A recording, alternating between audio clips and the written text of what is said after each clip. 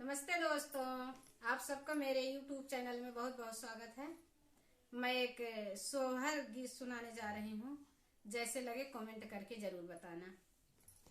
रामा चले हैं माधुबन का तो माया से आरज करई, माया से आरज करई हो मैया हम तो चले हैं माधुबन, सीता का कैसे रखबू, सीता का कैसे रखबू हो।